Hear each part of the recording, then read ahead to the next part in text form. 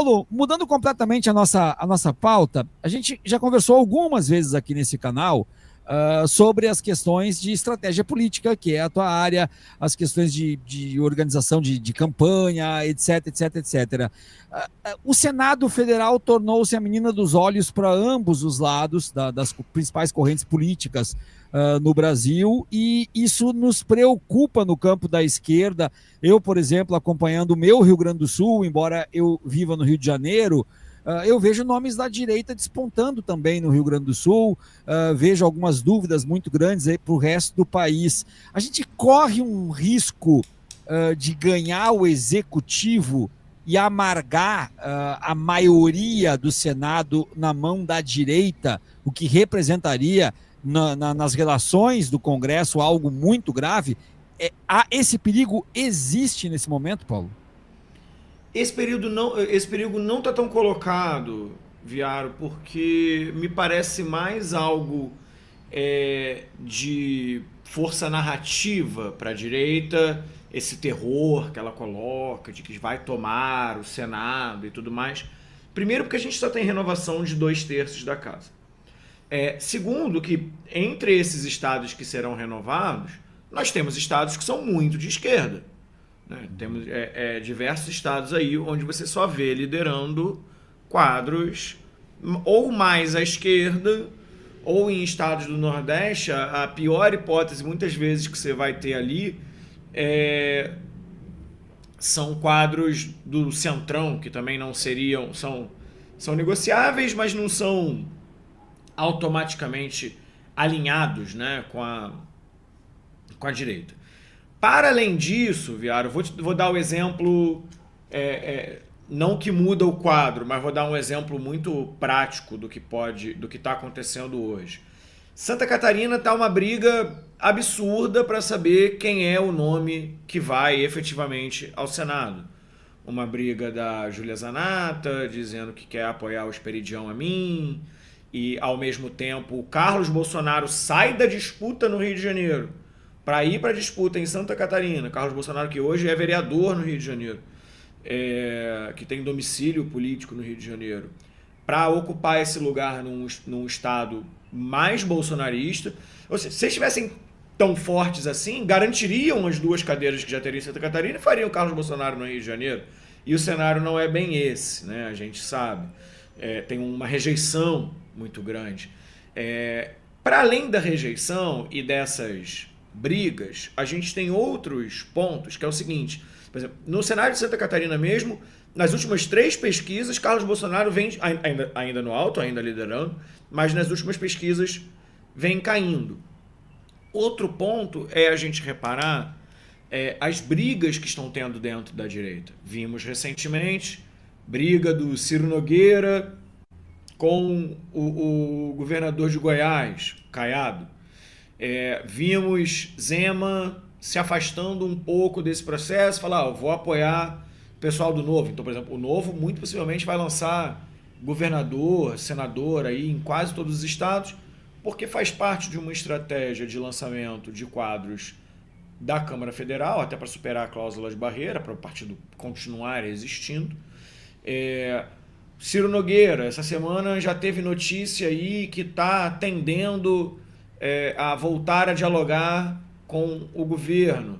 Você tem o Republicanos, você tem a briga dentro do PL entre Eduardo Bolsonaro e Valdemar. Você tem uma série de outras frentes, porque não são poucos os partidos. A gente tem União Brasil, a gente tem Progressistas, a gente tem Republicanos, a gente tem o Novo, a gente tem o PL, com cabeças e direções e interesses estaduais muito diferentes. Então, o grande risco é essa direita se dividir no nível estadual. E ao invés deles irem com 2 candidaturas, eles vão com 3, com 4 candidaturas. E isso dissipa o voto no nível local e acaba abrindo oportunidade para o campo progressista, que está sendo muito pragmático nessa eleição. Isso é importante dizer, Viário.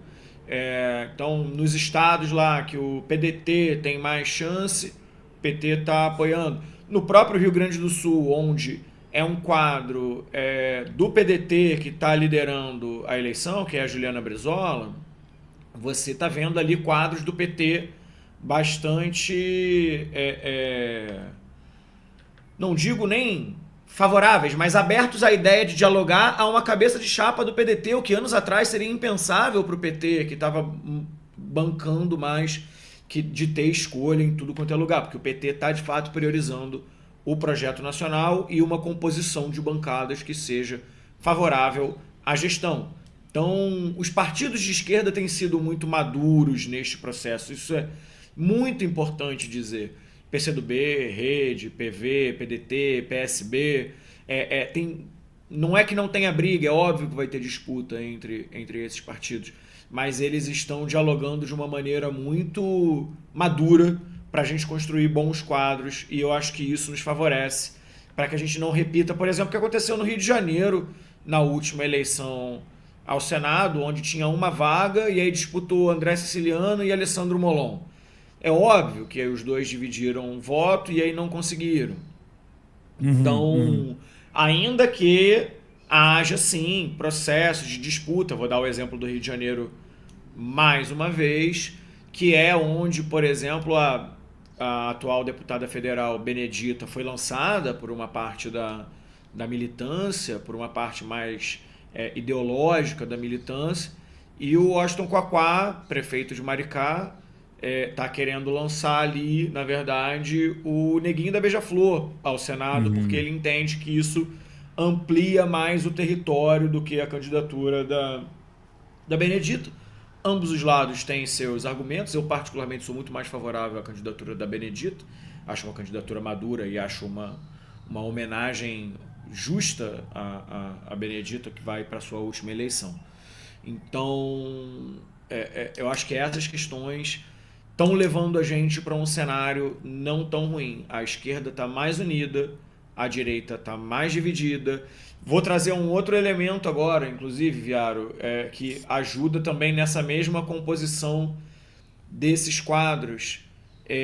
A gente tem, vou dar mais uma vez o exemplo do PDT. A saída do Ciro do PDT ajuda mais uma vez nessa união das esquerdas ali em torno do projeto do presidente Lula e em torno do projeto desses países. Eu me arrisco a dizer, PDT, PSB, PCdoB vão crescer nessas eleições. A Rede eu acho que vai crescer nessa eleição. O PV é muito possível que cresça nessa eleição se continuar federado. Porque são, de fato, partidos que estão conseguindo construir coletivamente um campo que eu acho que está maduro em função das derrotas aí dos últimos anos.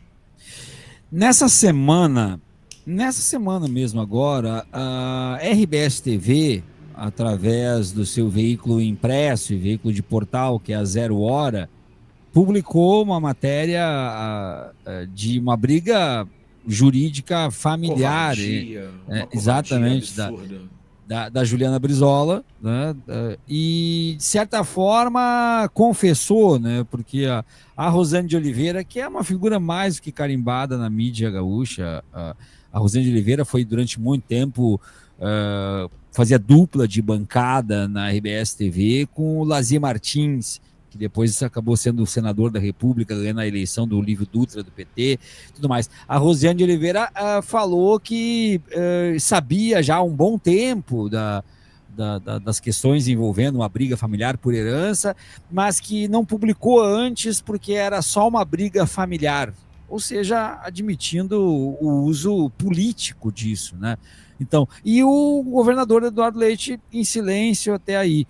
Vai ser uma questão também, a mídia hegemônica vindo com tudo para tentar colocar os seus candidatos não bolsonaristas, mas não da esquerda também. A gente vai reviver estes momentos de uma forma mais escancarada? Olha, aquilo ali, Viaro, enfim, fui o marqueteiro da Juliana na última eleição, falo isso com muita tranquilidade, tá? Nada mais é do que um ataque político, simplesmente porque a Juliana está liderando todas as pesquisas. A imprensa está batendo desespero, está inventando coisa. Um filho que nunca esteve próximo da mãe abriu essa ação na justiça por um desespero ali, por uma ação visando um ganho financeiro. A Juliana é quem de fato cuida da avó, eu vi isso, ela é a pessoa que de fato tem esse cuidado. Vimos inclusive agendas durante a campanha na qual a Juliana sequer pôde ir porque tinha que ficar com a avó no meio da campanha, porque a Juliana é essa pessoa que cuida da avó. Então, um ataque muito covarde, podemos chamar assim, e digo mais, só estão fazendo esse nível de ataque porque não tem absolutamente nada a se falar da Juliana, não tem absolutamente nada a se falar deste quadro e do quadro que está sendo construído para o Rio Grande do Sul. Então, sim, é óbvio que isso incomoda.